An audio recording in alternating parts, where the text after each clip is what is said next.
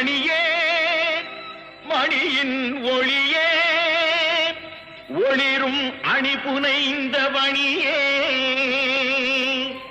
அணியும் அணிக்கழையே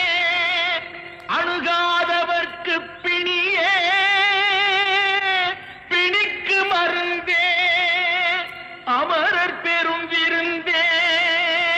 பணியேன் ஒருவரை நின் பத்ம பாதம் பணிந்த பின்னே சொல்லடி அபிரா